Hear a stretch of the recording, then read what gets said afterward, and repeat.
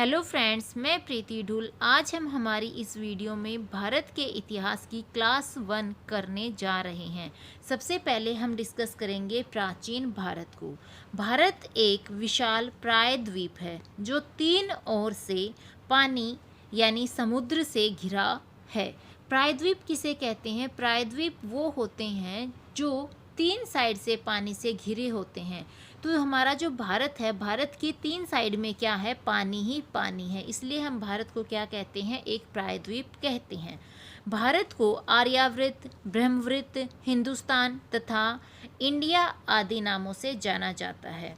बहुत सारे क्वेश्चन इस टाइप से पूछे जा सकते हैं कि भारत को अन्य किस नाम से जाना जाता है। इनमें से हमें क्या मिल जाएंगे? ऑप्शन मिलेंगे। तो हमें बताना पड़ेगा कि भारत को आर्यावर्त, ब्रह्मवर्त, हिंदुस्तान तथा इंडिया आदि नामों से भी जाना जाता है। प्राचीन भूगोलवेताओं ने इसकी स्थिति के लिए चतुस्थान संस्थितम शब्द का प्रयोग किया था। किसकी स्थिति बताने के लिए? भारत की स्थिति बताने के लिए जो हमारे प्राचीन भूगोलवेता हैं उन्होंने क्या किया? एक शब्द का प्रयोग किया जो था चतुस्थान संस्थितम। इस शब्द का प्रयोग किया और भारत की स्थिति को बताया। भारत की मूलभूत एकता के लिए भारतवर्ष नाम सर्वप्रथम पाणिनि की अष्टाध्यायी में आया है। क्वेश्चन पूछा जा सकता है कि जो भारतवर्ष नाम है सबसे पहले कहाँ पे आया, कहाँ पे पाया गया? तो जो पाणिनि की बुक है अष्टाध्यायी, इस अष्टाध्यायी के अंदर सबसे पहले भारतवर्ष का प्रयोग किया गया। देश का भारत नामकरण ऋग्वैदिक काल के प्रमुख जन भरत के नाम पर किया गया। यानी कि हमारे देश का नाम भारत क्यों पड़ा? किसके नाम पर पड़ा? भरत के नाम पर पड़ा। यूनानियों ने भारतवर्ष के लिए इंडिया शब्द का प्रयोग किया। जो यूनानी थे उन्होंने भारत को क्या कहा कि भारत क्या है? इंडिया है। भारत को इंडिया का नाम दिया यूनानियों ने। मध्यकालीन लेखकों ने इस देश को हिंद अथवा हिंदुस्तान नाम से संबोधित किया। जो मध्यकालीन लेखक थे उन्होंने हमारे भारत को नाम दिया हिंद अथवा हिंदुस्तान। तो इन्होंने इस नाम से हमारे देश को संबोधित किया। अब हम डिस्कस करेंगे ऐतिहासिक स्रोत। ऐतिहासिक स्रोत क्या हैं? प्राचीन भारतीय इतिहास के अध्ययन के मुख्यतः 3 स्रोत हैं। यानी कि जो ऐतिहासिक स्रोत हैं वो कितने हैं? 3 स्रोत हैं। नंबर 1, साहित्यिक साक्ष्य। साहित्यिक साक्ष्य 2 प्रकार के होते हैं, धार्मिक एवं धर्मनिरपेक्ष। जो हमारे साहित्यिक साक्ष्य होते हैं ये 2 प्रकार के होते हैं, धार्मिक होते हैं और दूसरे जो होते हैं वो धर्मनिरपेक्ष होते हैं।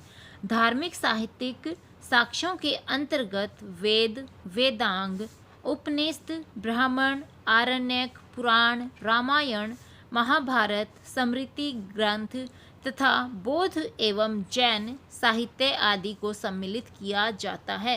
क्वेश्चन पूछा जा सकता है कि जो हमारा धार्मिक साहित्यिक साक्ष्य हैं इसके अंदर किस किस को सम्मिलित किया है? तो हमें ये सारी चीज़ें याद करनी पड़ेंगी। इनको क्या है? धार्मिक साहित्यिक साक्ष्यों के अंतर्गत सम्मिलित किया है। धर्मनिरपेक्ष साहित्य के अंतर्गत विदेशियों के वृत्तांतों को रखा जाता है। यानी कि जो विदेशी हैं उनका जो वृत्तांत है उन वृत्तांतों को कहाँ पे लिया गया, कहाँ पे सम्मिलित किया गया? धर्मनिरपेक्ष साहित्य के अंदर। वेदों की संख्या 4 है। हमारे जो वेद होते हैं उनकी संख्या कितनी है? 4 है। ऋग्वेद, यजुर्वेद, सामवेद और अथर्ववेद। वेदांग के अंतर्गत शिक्षा, कल्प, ज्योतिष, व्याकरण, निरुक्त तथा छंद आते हैं। जो हमारे वेदांग होते हैं इनके अंतर्गत कौन कौन आता है? किस किस को सम्मिलित किया है? शिक्षा को, कल्प को, ज्योतिष को, व्याकरण को, निरुक्त को तथा छंद को इसमें सम्मिलित किया गया है। यजुर्वेद कर्म कांड प्रधान है। जो यजुर्वेद है हमारा उसमें किसकी प्रधानता है? कर्म कांड की प्रधानता है। सामवेद में संगीत का प्रथम साक्ष्य मिलता है। जो संगीत है उसका प्रथम साक्ष्य कहाँ पे पाया गया? सामवेद के अंदर पाया गया। श्रोत सूत्र में यज्ञ संबंधी, गृह सूत्र में लौकिक एवं पारलौकिक कर्तव्यों तथा धर्म सूत्र में धार्मिक, सामाजिक एवं राजनीतिक कर्तव्यों का उल्लेख मिलता है। जो हमारे स्रोत सूत्र हैं उसमें क्या मिलता है हमें? यज्ञ संबंधी। जो गृह सूत्र है उसमें लौकिक और पारलौकिक कर्तव्यों से संबंधित, तथा जो हमारे धर्म सूत्र हैं उसमें धार्मिक, सामाजिक और राजनीतिक कर्तव्यों का उल्लेख मिलता है। ऋग्वेद क्या है? यह ऋचाओं का संग्रह है, यानी कि इसके अंदर क्या है? ऋचाएं पाई जाती हैं। सामवेद, यह गीति रूप मंत्रों का संग्रह है और इसके अधिकांश गीत ऋग्वेद से लिए गए हैं। कहाँ से लिए गए हैं? सामवेद के अंदर ऋग्वेद से इसके अंदर गीत लिए गए हैं। यजुर्वेद, इसमें यज्ञानुष्ठान के लिए विनियोग वाक्यों का समावेश है। अथर्ववेद में यह तंत्र मंत्रों का संग्रह है, यानी कि जो तंत्र मंत्र हैं वो कहाँ से लिए गए हैं? अथर्ववेद के अंदर से लिए गए हैं। बौद्ध ग्रंथों में त्रिपिटक, निकाय तथा जातक आदि प्रमुख हैं, यानी कि अगर हमसे पूछा जाए कि त्रिपिटक, निकाय, जातक ये किससे संबंधित हैं, कहाँ से लिए गए हैं, तो ये बौद्ध ग्रंथों से लिए गए हैं। बौद्ध ग्रंथों में दीपवंश, महावंश से मौर्यकालीन पर्याप्त जानकारी मिलती है। नागसेन रचित मिलिंद पन्हों से हिंद यवन शासक मिनांडर के विषय में सूचना मिलती है। यवन शासक कौन है? मिनांडर। और हमारा जो नागसेन रचित, यानी कि नागसेन ने जिसकी रचना की है, किसकी की है? मिलिंद पन्हों की रचना की है। इसमें क्या है? हिंद यवन शासक मिनांडर के विषय में सूचना मिलती है, यानी कि मिनांडर के विषय में सारी चीज़ें इसके अंदर लिखी हुई हैं कि मिनांडर कौन था, कहाँ से आया था, क्या था, कैसे था, तो इसका सब कुछ उसके अंदर लिखा हुआ है। बौद्ध तथा जैन ग्रंथों से तत्कालीन सामाजिक, सांस्कृतिक तथा आर्थिक परिस्थितियों का ज्ञान होता है।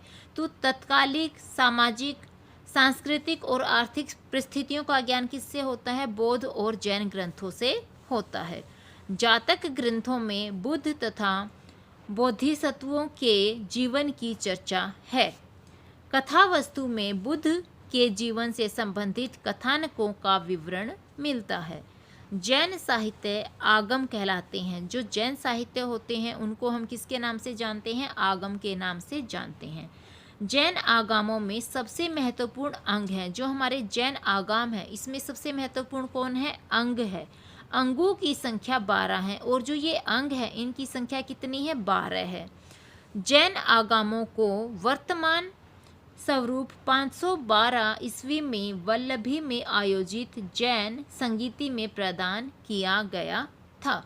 तो आज की वीडियो में हम बस इतना ही करेंगे। इससे आगे हम हमारी क्लास नंबर 2 में डिस्कस करेंगे। अगर आपको मेरी वीडियो अच्छी लगी हो तो इसे लाइक करना, शेयर करना, सब्सक्राइब करना। Thank you.